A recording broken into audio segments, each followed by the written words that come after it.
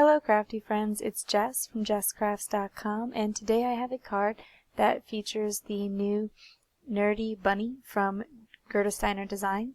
It is the free digital stamp that comes in the Progressive Challenge, so if you've participated in the Progressive Challenge in the past, you'll get this new bunny for free, and if you have not, when you participate each month, you buy the first stamp, and then each month you get a free stamp when you participate in the challenge. So it's definitely a great deal.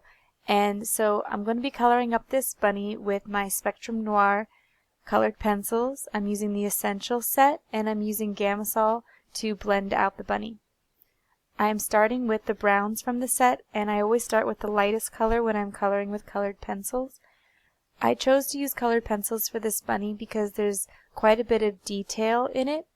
And colored pencils are actually really phenomenal for detail because when you use Copic markers, which I also use a lot and love to death, I find that when you try and get into small areas, you have to be really delicate with your touch. And I find that it's a little bit easier with the colored pencils because they don't have that bleeding tendency.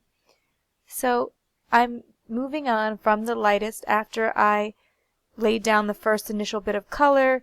I blended it all out with Gamsol.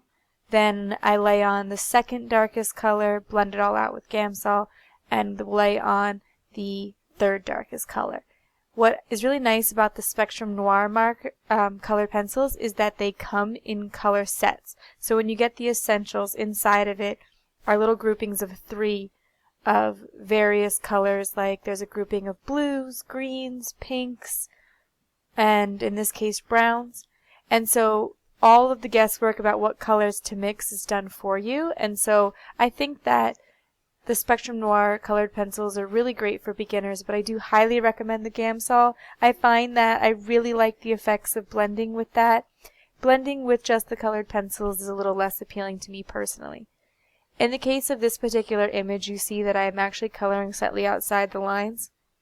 I will be fussy cutting out this image, and so I'm not stressing as much about perfect coloring, although it is really much easier to achieve that and also achieve great blending. A lot of times I find that with Copic markers I'm tempted to go outside the lines to achieve blending and to really get those brush stroke blending effects, but in the case of colored pencils I don't feel that need as much. And I'm just adding a little bit of purple for his glasses. Well, actually for her glasses in this case, because I'll be making this card for my mom, and we both wear glasses, so I thought it'd be cute to have like a mommy and baby bunny, and I colored them both the exact same way.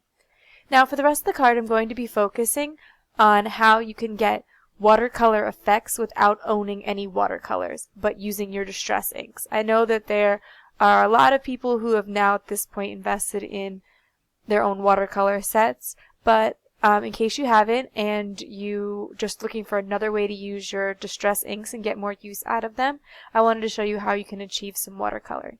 So I'm going to be doing an ombre effect here on the background paper. I took peacock feathers, broken china, and tumbled glass, and to start off, I just took the ink pad and smushed it along the watercolor paper. It would have taken much longer to apply the ink to the watercolor paper with just a brush. Like if I had tapped it onto my work surface and picked it up with the brush, it would have taken longer and I wouldn't have gotten as vibrant of a color. So I recommend, if you're looking for a dark, vibrant color, to go directly to the paper with the ink pad. That also might be a little bit easier if you have the mini inks, but I found that, if you just hold it at the right angle, and you'll be fine with the larger ink pads. So far, I've not felt any need to transfer over to the small ink pads. I do have the storage capacity to keep all of my large ink pads. So I'm just taking a brush and blending out the colors a little bit. You'll see that I'm taking a spray bottle and directly spraying onto the surface on the watercolor paper there to get the blending that I'm interested in, because distress inks react with water, which is why you can get a watercolor effect with them. I found that the tumbled glass was a little bit darker than I anticipated, so you saw there I was just adding a little bit of extra water to try to tone it down a bit and get more of the ombre effect. Now I'm moving on to a second way to achieve a watercolor look with distress ink. I want to create a little border for the sentiment here, and so I'm using the Somebody Loves You from My Silly Valentine from Lawn Fawn, and then I'm using this heart border also from Lawn Fawn. I am stamping the heart border in Fired Brick Distress ink, and I'm going to show you how you can color by stamping with Distress ink. So I lay it down on both sides of the sentiment, and the sentiment is stamped in Archival, which is a waterproof ink, although I'm not actually going to be applying any water directly to that area. So it doesn't really quite matter if you use the waterproof ink, but I just thought in case I get any water, that way I don't spread my sentiment.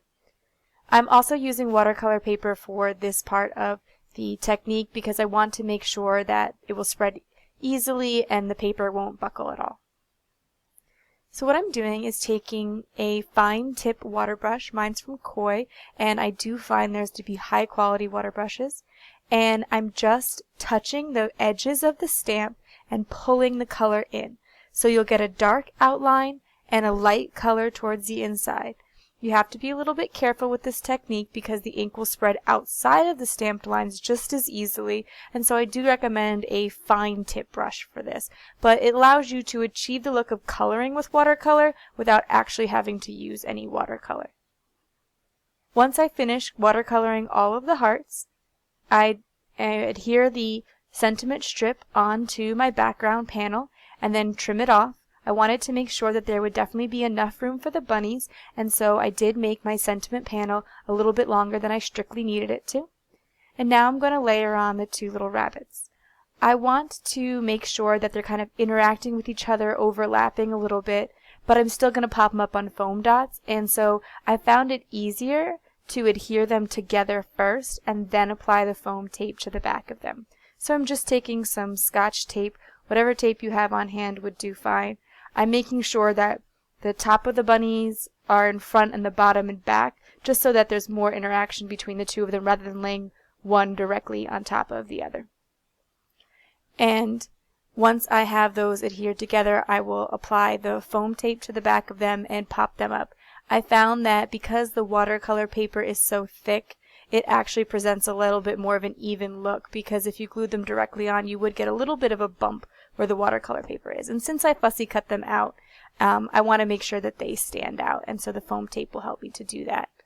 I also backed the watercolor panel on a piece of red cardstock just to pull in the red from along the hearts, because they do get a little bit faded as they're mostly covered up by the bunnies, and so to bring a little bit more attention back to that detail, I'm using the red on the outside.